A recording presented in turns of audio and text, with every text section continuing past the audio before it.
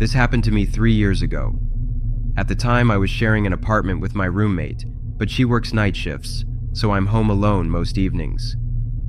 We have a good arrangement where we each have our own space, and we often have friends over when our schedules allow. I enjoy the quiet evenings to myself, but I always make sure to keep busy with hobbies or watching movies. I wouldn't call myself an introvert, just someone who appreciates both social time and personal time equally. I like having the apartment to myself occasionally because I can blast my music without bothering anyone. I was making myself dinner, pizza with a spelt sourdough base. It agrees with my gut much more. My sleep schedule is pretty normal since I work from an office downtown, but I tend to eat dinner later because I hit the gym after work, without fail. Body combat class. On a normal day, I go to sleep around midnight, and I usually wake up at 7 a.m. for work. It was 9 p.m., and I was just starting to wind down for the night. After dinner, I settled on the couch in the living room with a bowl of ice cream. I started watching a crime documentary on Netflix to unwind before bed.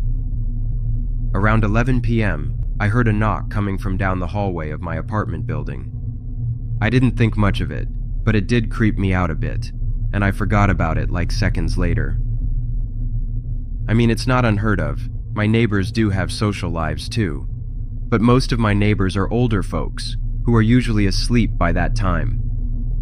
Then, I heard it again. This time, it kind of sounded like it could have been my front door. I walked over and looked through my peephole, and just as I thought, there was no one there. Before heading to bed, I decided to take my usual shower to help me relax and fall asleep. Only a few minutes into my shower, I suddenly heard some loud noises in my apartment. My roommate has a small dog, though, and he sometimes gets the zoomies and runs around the apartment. Sometimes he knocks things down and gets into things that he's not supposed to, so I just brushed it off. I told myself that it was probably just the dog playing a bit crazier than usual. As I was finishing up in the shower, I heard someone talking. The walls were paper thin, and sometimes I could hear my neighbors arguing, but this time it was clear. And it sounded like someone was actually in my apartment, and my roommate wasn't due back home for several more hours. I turned the shower off, and I got dressed as quickly and quietly as possible while I was trying to listen. Thank God I had my pajamas in the bathroom to put on. Most times I don't. I couldn't make out what was being said. However, I came to the conclusion that there was definitely at least one person in my apartment. They sounded like they were talking to someone, but I only heard the one voice. I then remembered that I had forgotten to lock my back door. I have a bad habit of that, so if someone had gotten in, that's probably how. I live on the second floor, but there's a fire escape that leads right to my back door. I waited for like 10 minutes in the bathroom. I waited for it to be completely silent in hopes that whoever it was would be gone. I realized that I had to make a decision quick.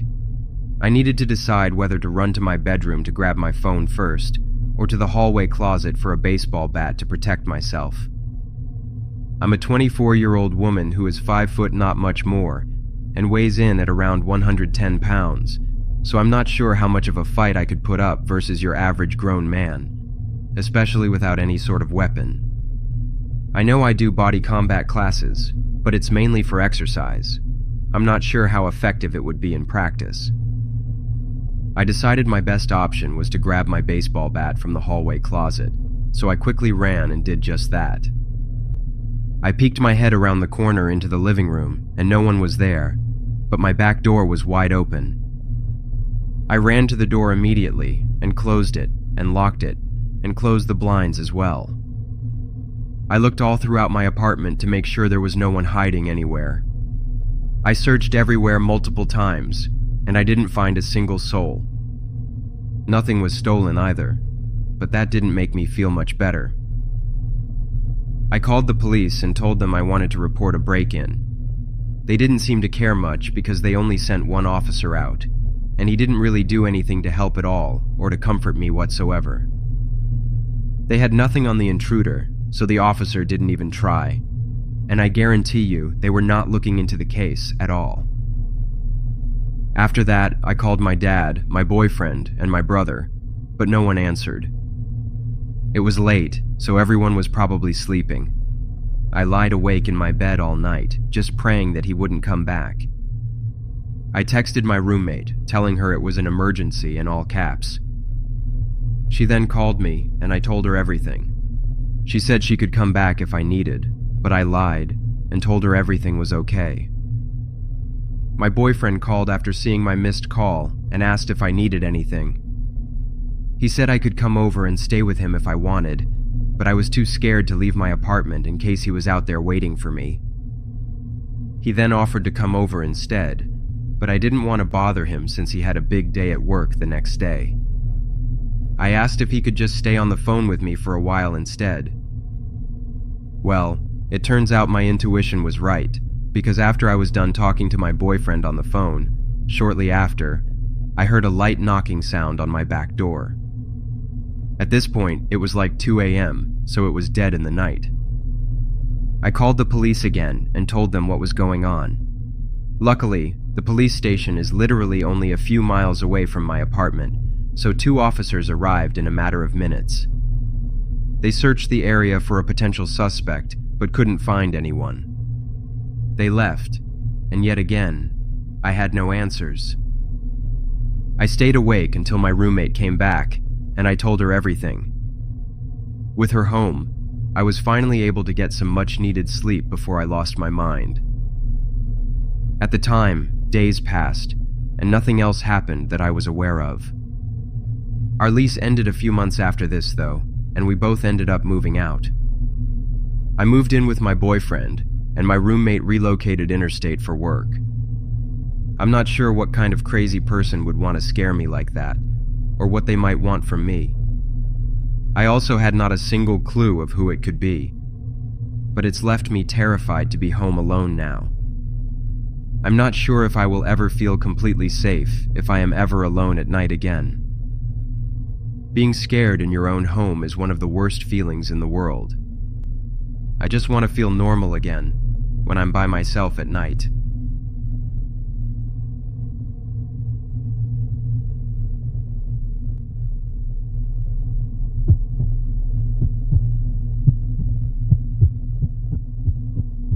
This happened back when I was 27 and had just moved into a mountain cabin. Being 6 feet 5 inches and built from years of construction work, I rarely worried about my personal safety.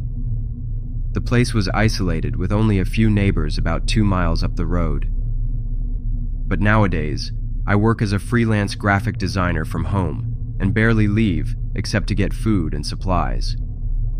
At the time, it was early spring, and on this day, I was getting all of my winter equipment from the garage and moving it to the storage room to prepare for the warmer season. It was just a bunch of snow gear, snowblower, and stuff like that I'd kept accessible during winter.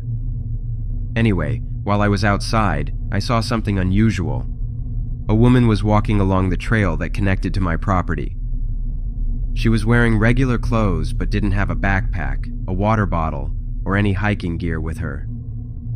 For context, this trail she was on was entirely remote, aside from a few cabins like mine, and the nearest town was a 6-hour walk away. I watched her until she disappeared around the bend in the trail.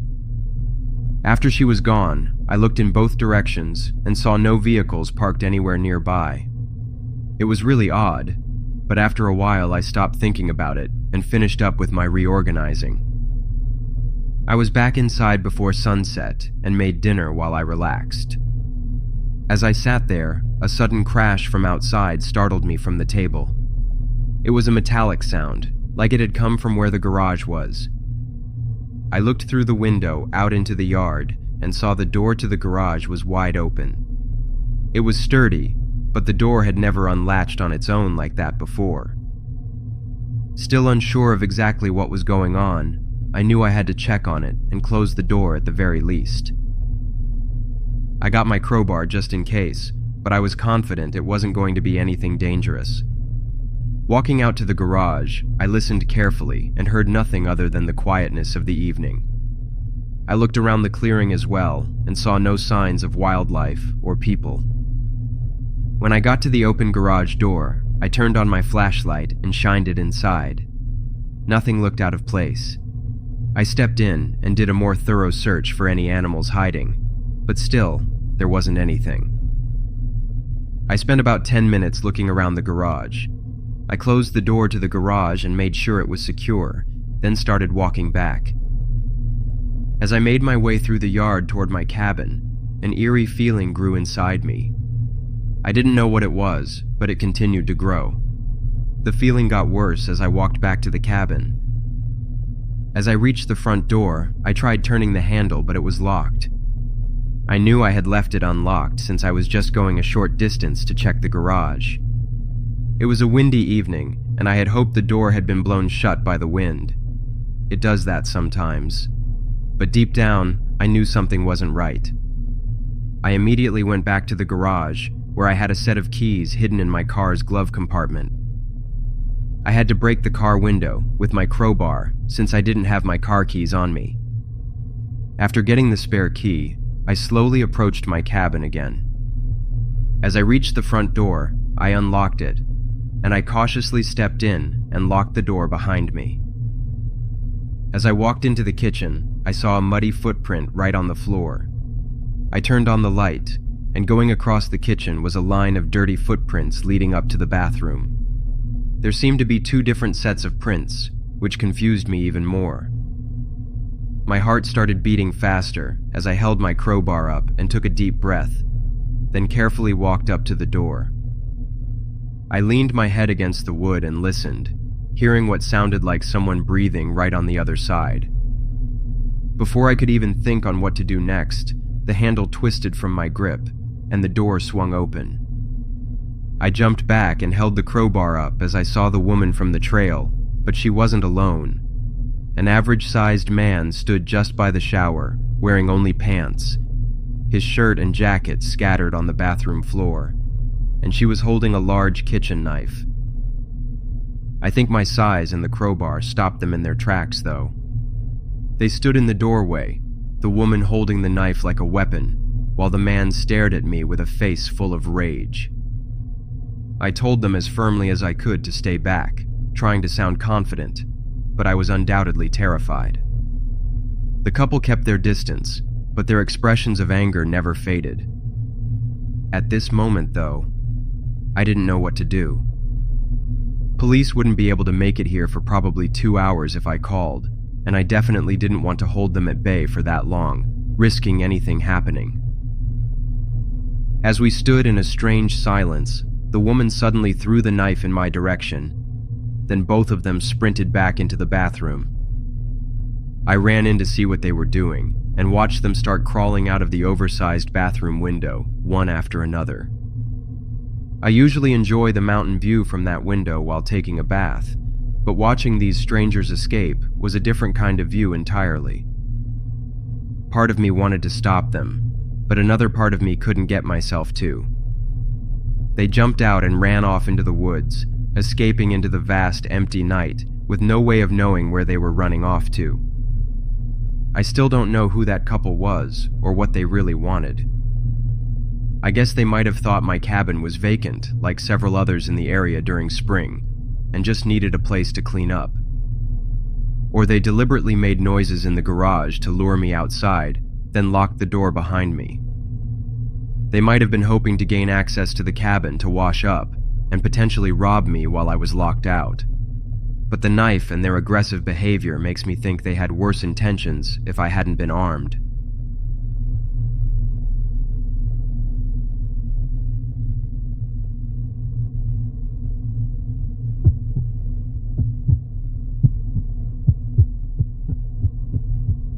This all went down in the winter break of my sophomore year of high school.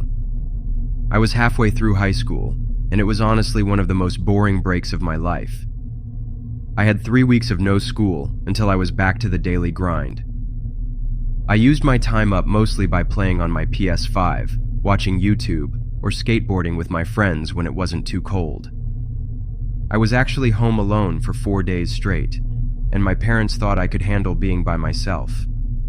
They were going out of town for their anniversary and trusted me to take care of the house. I was a good kid, so to them, it wasn't a big deal.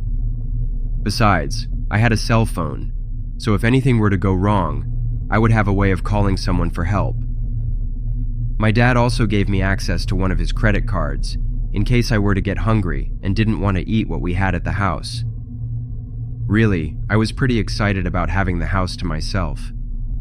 I've had people tell me that it was pretty messed up of my parents to leave me alone for that amount of time, especially considering I was only 15 years old. I don't really think so, though. They didn't expect anything bad to happen, and neither did I. It was a rare occasion they were gone for so long. In fact, I still live with my parents at 21, and after what happened that night, they never left me home alone for more than 12 hours until I turned 18. It was a Wednesday night, around 9 p.m., when I was playing GTA Online on my PS5. In the game, a player with the username AshleyXOXO sent me a private message saying my gameplay was impressive. We started chatting through the game's messaging system, and she seemed really interested in me. After some conversation, she told me that the in-game chat was terrible, and we should talk on WhatsApp instead, hinting she would send me something special. Being 15 and naive, I gave her my cell phone number so we could talk easier on WhatsApp. She sent me some pretty not safe for work photos, and I couldn't believe it was actually happening. It felt unreal, like something out of a dream. I never sent anything back, but we kept chatting. At first, I thought she was just flirting, saying how she'd love to come over and play games together, and how we should meet up soon. Then she asked if I was home alone. I didn't think anything of it and said yes. Not long after, she asked for my address, and being young and dumb, I gave it to her. About 20 minutes later, I received a call from her number. I answered thinking it would be nice to put a voice to a name. But instead of a young woman's voice, an old man's voice said he was outside, ready to play. It was at this point I was literally terrified, and I had no clue what to do. I thought about calling the cops, but I didn't want to involve them, mainly because I knew my parents would find out, and I didn't want to worry them. Then, all of a sudden, I heard loud knocking coming from the front door, followed by a voice yelling out, "Pizza delivery," in a voice that sounded like they were trying too hard to sound youthful. My heart was beating faster than ever before. I could tell it was the man's voice from the call just minutes earlier. I yelled out that I didn't order anything and told him to leave.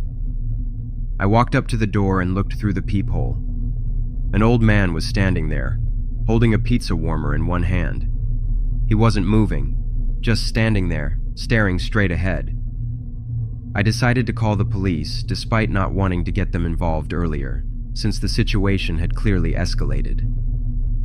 The operator told me that an officer would be there shortly, and to stay inside and to ensure all doors are locked. I started going from room to room, making sure all the doors and windows were locked.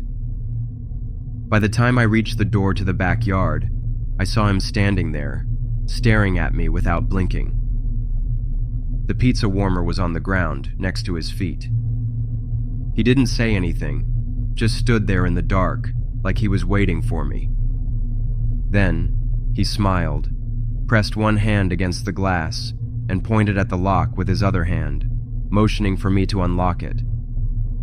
Finally, I heard sirens approaching, and I ran toward the front of the house, praying they would get here before he did anything else. When the police arrived, they searched the property, starting from the backyard, but they couldn't find the man. No doubt he left when he heard the sirens. They interviewed and questioned me, and one of the things they asked was why I was home alone. They contacted my mom and told her everything.